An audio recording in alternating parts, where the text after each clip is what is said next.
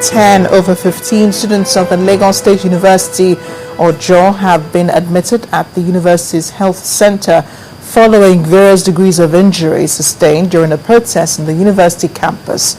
Some of the students who spoke to Channels Television alleged that their colleagues were hit by tear gas from the police who invaded their campus while they were protesting against the closure of the school's portal used for examination registration. Meanwhile, the university has been shut down indefinitely following today's violence.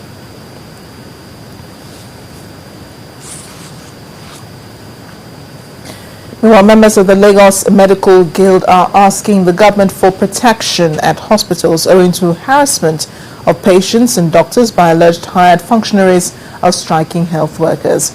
During a press conference at the Guild Secretariat today, Chairman of the Guild, Dr. B. Kufo, informed the public that doctors under the Lagos State Health System are working and filling the positions of those who are on strike. We wish to appeal to the authorities to provide administrative and security arrangements in the hospitals, which will enable members of the Medical Guild to carry out their duties without hindrance, as there have been instances of hired functionaries of the group currently on strike harassing patients and doctors in some centers. All patients who present at the hospital are seen, and patients, if there's a need, for example, to buy drugs, patients can proceed to pharmacies outside the hospital, licensed pharmacists outside the hospital, and get these drugs. If there's a need for laboratory investigations, there are licensed laboratories outside the hospitals, for example, that can provide these services. There are certain things that the nurses do, and since yesterday, the doctors have been carrying out those functions themselves. That is why I say that the hospitals are working. And we're joining our correspondent who's in Costas, Davos, Harriet Agbinyi, monitoring the World Economic Forum. She's been in meetings all day. Hi, Harriet.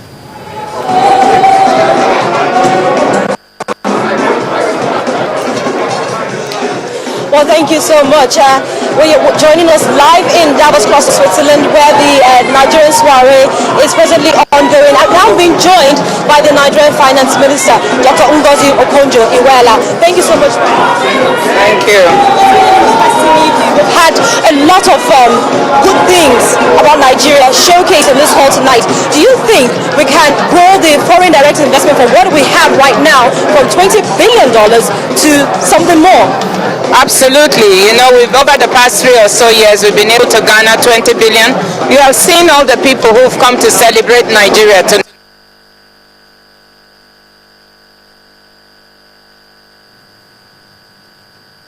We do apologize. We seem to have lost Harriet there. We will reconnect with her as soon as we can. But in the meantime, Jackie Rogers joins us now. She has more on the Davos experience on Business News. First Bank, truly the first.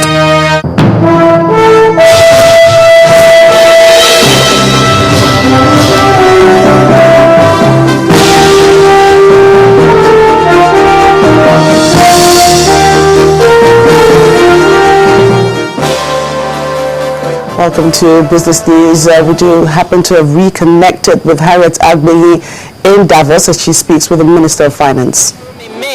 You know, it's a good occasion to encourage all those who believe in Nigeria to help us create jobs within the economy, to help us lift our people up, to create wealth for those at the bottom end of the ladder. And the fact that we've had such a massive turnout, such goodwill, is very good for Nigeria. Well, thank you so much for speaking with us. I'm also going to be joined on the news at 10 by the Under Secretary of on Humanitarian Matters, Valerie Amos. Thank you so much, Valerie, for joining us. It's a good thing to have you here. It's a very rare opportunity to have you at such gatherings. What are your expectations, looking at the gathering that we have here today, as regards what we'll bring to Nigeria in May for the World Economic Forum Africa? Well, I think one of the wonderful things about the World Economic Forum is the ability to bring people together from so many different worlds, from business, from government, entrepreneurs, to really think about the opportunities opportunities that exist in the world and how we can really build partnerships. And that's so important for the African continent. It's about building partnerships on the continent, but it's also about building those global partnerships, which is so important for Nigeria and for the continent as a whole. Our correspondent Arit Agbin there following the events in Davos. One of the participants she was able to speak with was Nigeria's Finance Minister, Dr. Ngozi Okonjo-Iweala. Well, many more things have been happening in Davos. One of the areas the federal government is pushing out to international investors is an opportunity to enter Nigeria's automobile industry. Well, during a meeting with the Chief Executive Officer of Nissan Motors, Mr. Carlos Goshen, President Goodluck Jonathan gave assurances that his administration is fully committed to taking the automobile industry to another level. Well, it turned out to be a fruitful meeting as the Nissan CEO informed President Jonathan that his company plans to roll out the first made in Nigeria 4x4 utility SUV in April this year using the old Volkswagen assembly plant owned by its partners. Mr. Goshen said that it's possible to produce 2 to 3 million cars in Nigeria annually, with which will in turn create thousands of jobs. He said Nissan's ultimate goal is to increase its investment in Nigeria and establish its own vehicle production plants in the country. That meeting took place on the sidelines of the World Economic Forum in Davos. Meanwhile, the Chief Executive Officer of the Nigerian Stock Exchange, Mr. Oscar Onyema, is optimistic that Nigeria will attract more foreign direct investment after the Davos summit. Mr. Onyema, who spoke in an interview with Channels Television at the World Economic Forum, says something positive will come out of the various meetings between President Goodluck Jonathan and executives of leading international conglomerates.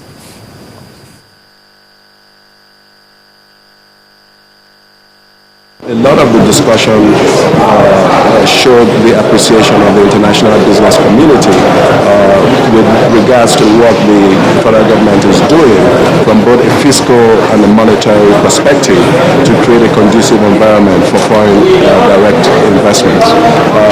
So we anticipate that given the additional information that we got yesterday, a number of these companies would be finalizing their investment decisions.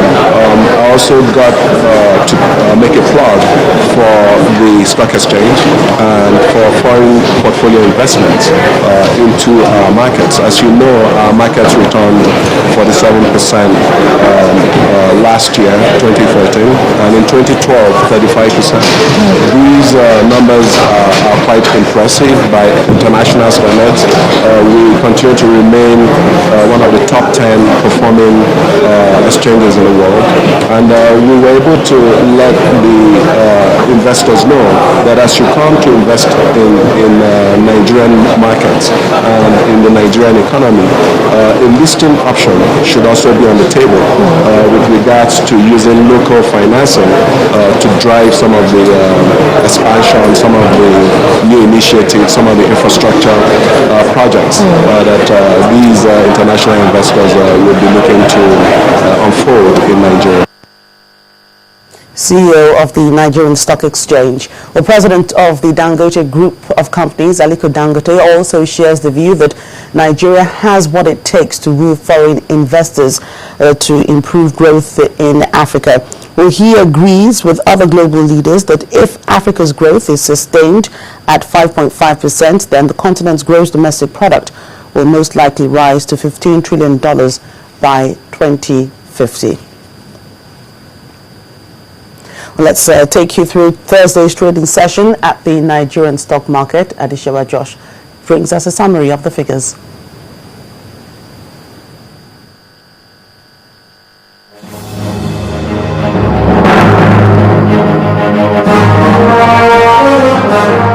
Hello and welcome to the stock market report. Well, despite losses recorded by some market heavyweights, the equities market closed today on a positive note as the all-share index appreciated by 1.18% to close at 41,957.5 basis points. And despite those losses, Nestle came to the rescue, adding 35 naira to its share price, making it the #1 gainer on the list. followed by Wapco with a 2 naira 57 kobo gain. And on the flip side, Guinness Nigeria and Nigerian Breweries championed moderate losses of 6 naira and 1 naira 32 kobo each. FBNH was the most traded stock of the day with over 43 million trades in volume. Eventually, the total volume for the day's trade halted at 348.23 million, valued at 3.9 billion naira, in right there 5,868 deals. Well, there you have it. I am Adeshewa Josh.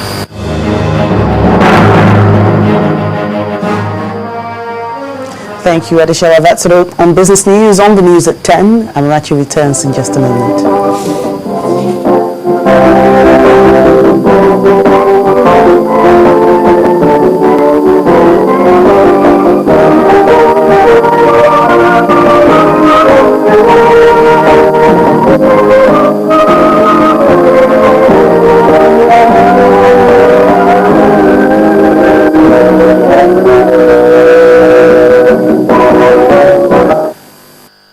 First Bank, truly the first. Still ahead on the news at 10, CAF approves a $3.2 billion prize money for the African Nations Championship. That's in sports news. Stay with us.